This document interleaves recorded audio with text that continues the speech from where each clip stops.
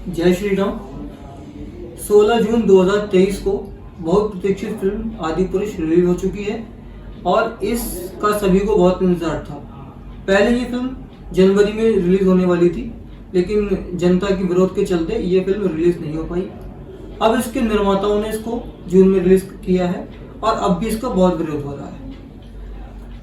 कारण साफ है कि फिल्म में बहुत सारे झोल हैं, बहुत सारी अमर्यादित भाषा का इस्तेमाल किया गया है जो प्रभु श्री राम और उनकी छवि को धूमिल करता है। इसी पर बात करने के लिए आज हमारे बीच डॉक्टर ब्रजेश यादव जी, जो कि एक लेप्रोस्कोपिक सर्जन हैं और आप हजारों सुंदरकांड के पाठ निःशुल्क कर चुके हैं और लगातार करते रहते हैं। आप पर स्वयं श्री हनुमान जी की कृपा है, ऐसा कहा जाता है। तो आज हम उनसे बात करेंगे, उनसे कुछ सवाल जवाब करेंगे। नमस्कार डॉक्टर, जय श्री राम। जय श्री राम। जय श्री राम। पहला सवाल वही, क्या आपने इस फिल्म को देखा? हाँ, मैं कल इस फिल्म को देखकर आया था। बावजूद इसके कि मुझे मालूम था और मैं रिव्यू मेरे पास आ चुके थे कि फिल्म में बहुत झोल हैं और हमारे सनातन धर्म की इसमें धज्जियां उड़ाई हुई हैं जी। लेकिन उसमें क्या दिखाया गया है मैं ये अपनी आंखों से देखूं, इसलिए मैंने ये फिल्म देखी। जैसा मैंने अपने इंट्रोडक्शन में बोला ही, पूछना तो मुझे लगता है कि ठीक नहीं होगा। पिक्चर कैसी लगी आपको? नो डाउट पिक्चर तो ठीक नहीं है। तो इसमें मैं आपसे कुछ सेंटेंस में या कुछ सिलसिलेवार आपसे पूछना चाहूंगा कि पिक्चर में सबसे ज्यादा आपको कष्टकारी क्या लगा और कुछ पंक्तियों में आप उसको हमको बताइए। देखिए, वैसे देखा जाए तो पूरी पिक्चर ही कष्टकारी है। उसमें जो भगवान श्री राम, लक्ष्मण जी, माता सीता, हनुमान जी महाराज, मतलब किसी का स्वरूप ऐसा नहीं दिखाया गया जो हमारे हृदय को छू जाए जी। जो एक सनातनी जो वेशभूषा है वो उसका बहुत मिसिंग है। मतलब जो आदर, जो भावनाएं भक्ति में होनी चाहिए वो दूर दूर तक वेश में ही नहीं है।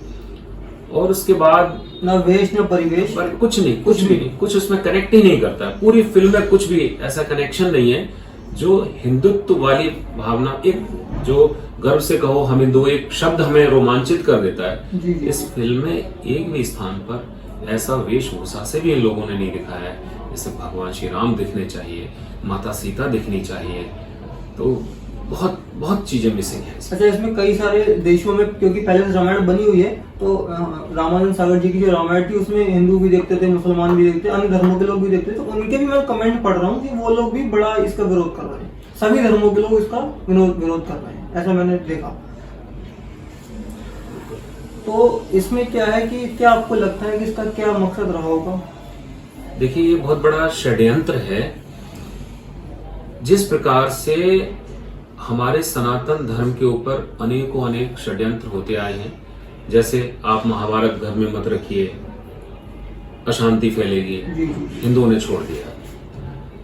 विभीषण का मतलब होता है, विभीषण का पर्यायवाची गद्दार, लेकिन विभीषण कितने बड़े राम भक्त हैं और धर्म का साथ देने वाले हैं जी।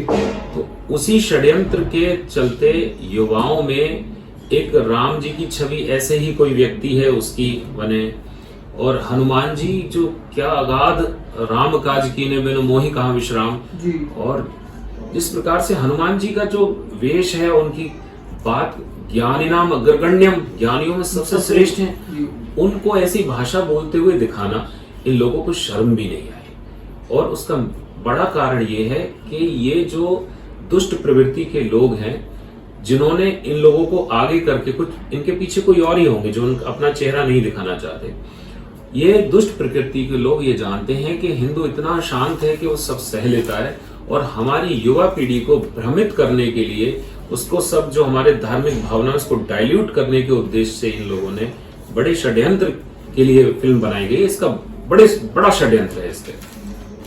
ये ऐसा इसलिए भी दिमाग में आता है क्योंकि इसका विरोध शुरू से हो रहा है और इसमें उसके बाद भी उन्होंने कोई चेंज नहीं किया इतने महीनों के अंदर। ऐसा इसलिए दिमाग में आता है। ये मैंने क्वेश्चन आपसे इसलिए पूछा कि क्या कोई साजिश भी इससे हो सकती है इसमें? बिल्कुल साजिश हो सकती है। दूसरा, जो इस तरह की फिल्म बनाने के लिए वही इस फिल्म को बना सकता है जो भक्ति में डूबा हो। उस चीज को आप फील नहीं लाएंगे, आपके अंदर वो फीलिंग नहीं होगी, तो आप उन लोगों की मानसिकता इतनी गंदी है वो अपनी गंदी मानसिकता को उन्होंने उतारने का वहां पर प्रयास किया और कुछ नहीं। कोई भक्ति भाव वाला व्यक्ति है ही नहीं उसमें, ना डायरेक्टर होगा और बाकी जो कैरेक्टर हैं उनके कैरियर से भी उन लोगों ने खिलवाड़ किया है। उनके जो दर्शकों के मन में उनकी जो छवि है वो भी धूमिल हो गई। तेल तेरे बाप का डॉट डॉट डॉट, मैं जो है अमर्यादित शब्दों को नहीं बोलना चाहता। तो आज मनोज मंतोषी जो इस फिल्म के लेखक हैं, उन्होंने कहा है कि अब हम इसको दोबारा चेंज करके दोबारा से इसको कुछ आने वाले अगले हफ्ते तक इसको चेंज कर लेंगे, तब उसको हम दोबारा चेंज करेंगे। तो लेकिन क्या है, इनकी तो इस गलतियों को माफ किया जा सकता है, कहीं माफ नहीं कर सकते, तो क्यों इसको, और उसके बाद भी ये लोग अपनी गलती को मानने को तैयार नहीं है। तो आपको क्या लगता है कि ये ठीक है? ये कुछ चेंज नहीं कर पाएंगे। इसकी मूल आत्मा जो फिल्म की है वो उनका उद्देश्य ऐसा है। हनुमान जी महाराज के जो डायलॉग को अभी कैसे क्या बदल पाएंगे, उसमें जो दिखाया गया है उसमें मेघनाद आग लगाता है हनुमान जी की पूंछ में, जरा सी पूंछ दिखाई है। सुंदर कांड में लिखा है रहा न नगर बसन घृत तेला बाड़ी पूंछ कीन कपि खेला। हनुमान जी महाराज ने इतना बड़ा खेल किया, इतनी लंबी पूंछ बढ़ाई, पूरी लंका का कपड़ा तेल घी सब लग गया और इन्होंने छोटी सी पूंछ में ऐसे लपेटा और आग लगा दी। ये क्या दिखाया है उन्होंने। और इसमें आप आश्चर्यचकित रह जाएंगे, शबरी माता का जो चित्रण उन्होंने किया है कि भगवान राम जाते हैं शबरी माता के पास जी। और इसमें दिखाया राम और लक्ष्मण बैठे हैं, उधर से बूढ़ी औरत आती है और लक्ष्मण जी तीर तान देते हैं, सावधान मैं मार दूं, कौन हो अपना परिचय दो।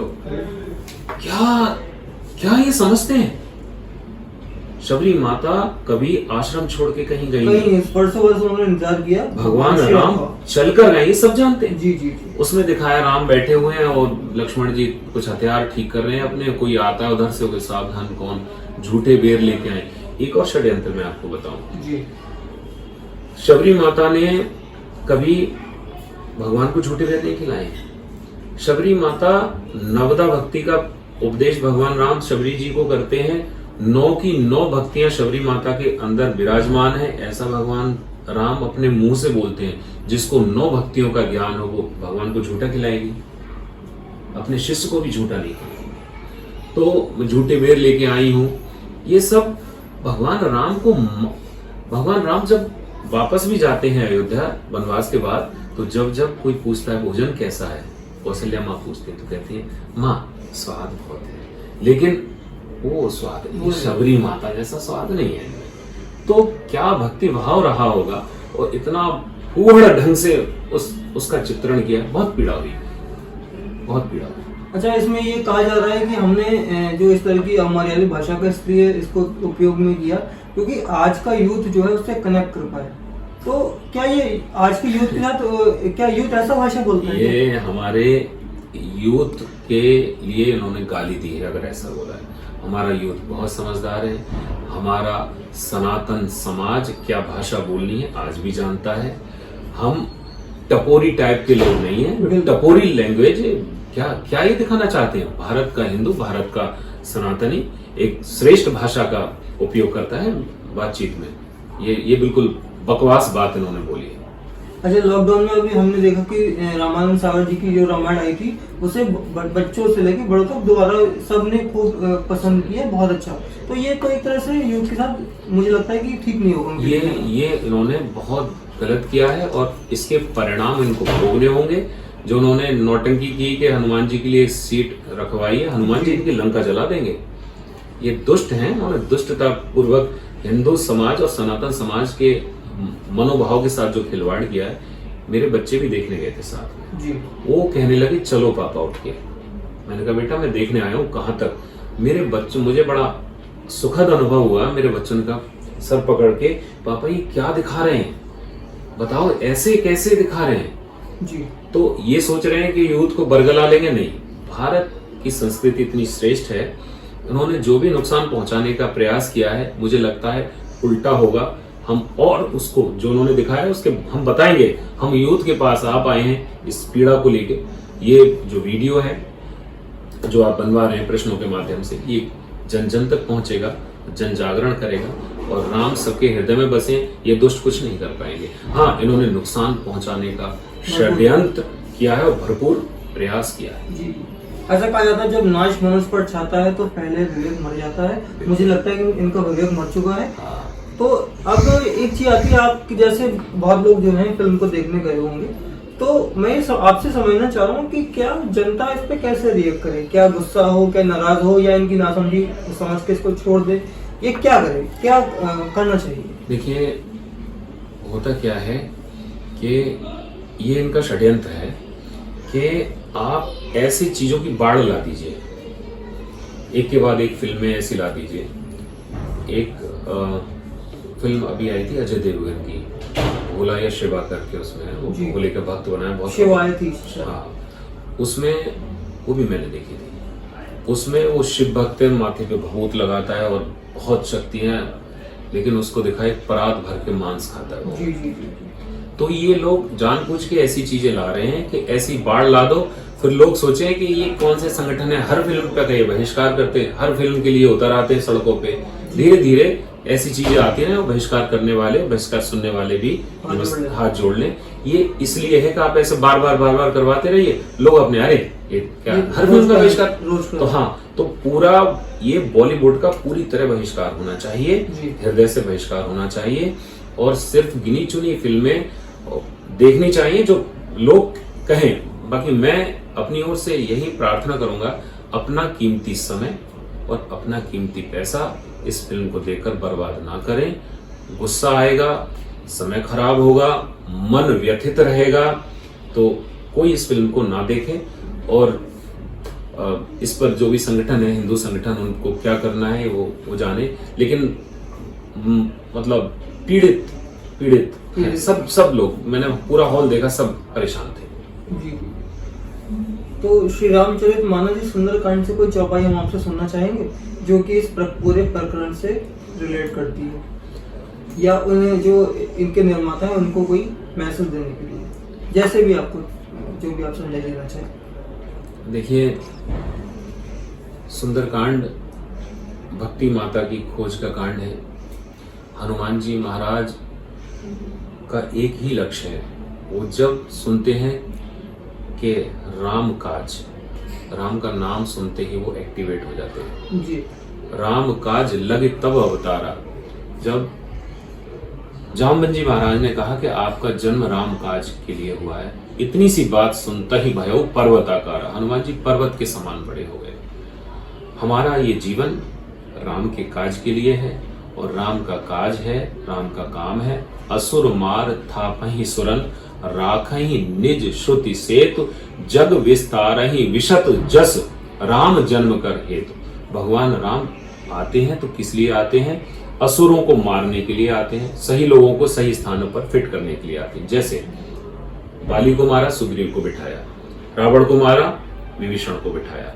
तो गलत लोगों को मारने आते हैं, सही लोगों को सही स्थान पर लाने आते हैं, और संसार में उनका विशुद्ध यश फैले और लोग उसको यशगान को सुनकर अपने जीवन में परिवर्तन लाए। यही राम जन्म का हेतु है।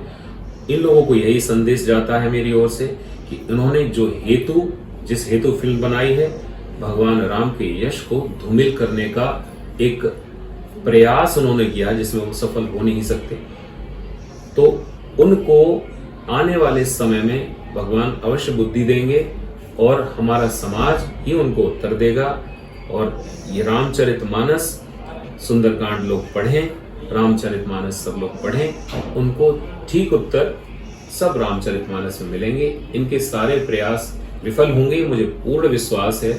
आप जैसे लोग जब आगे आएंगे इन चीज़ों को उठाने के लिए बात को, और जब चीज़ें आगे जाएंगी तो समाज में सारी चीज़ें पहुंचेंगी। इन लोगों का नाश अवश्य होगा। हनुमान जी महाराज एक ही काम करते हैं, भजन करना उनका काम है, और एक हाथ में वज्र, दूसरे हाथ में ध्वजा, अर्थात भगवान की ध्वजा का, भगवान का यश आगे बढ़ता रहे। और एक हाथ में वज्र का मतलब है उनके हाथ में हथियार भी रहता है, खाली नहीं रहते। कांधे मूज जनेऊ साजे, सुंदर वेश। हिंदुओं के लिए, सनातनियों के लिए हनुमान चालीसा में ये लाइन बहुत महत्वपूर्ण है कि हाथ वज्र और ध्वजा विराजे, कांधे मूज जनेऊ साजे। हम हिंदू हैं, हमें हमारा कुछ वेश दिखना चाहिए, कुछ हमारे शिखा हो, माथे पे तिलक हो जैसे आपके है, और हम देखें तो हम खाली हाथ भी ना, कोई अगर असुर है उनका, जैसे आप इसका बहिष्कार या इसके विरोध में कोई बात रख रहे हैं, ये भी हथियार है जी। तो ये हथियार भी उठाएं और सही बात क्या है इसको बताएं। ये ध्वजा को ऊपर करना है और अपनी बातों से उसको नकारना, ये हथियार है और ये हमारा सुंदर वेश, यही हमें धारण करना है, यही हम चला कर रहेंगे और अपने समाज के लिए, हिंदुत्व के लिए जो करना हम करते रहेंगे। बहुत बहुत धन्यवाद। जय श्री राम। श्री रामचरितमानस में एक चौपाई है, राम विमुख संपत्ति प्रभुत्व पाई, पाई रही पाई बिना पाई। इसका मतलब है कि जो श्री राम से विमुख हुआ उसकी रही सही संपत्ति भी चली जाती है, वो उसका विनाश निश्चित है। तो मैं यही कहना चाहता हूँ कि जो अभी भी समय है, इसके निर्माता सुधर जाएं और इसको तुरंत बैन करने की मैं भारत सरकार से प्रार्थना करता हूँ। बहुत बहुत धन्यवाद।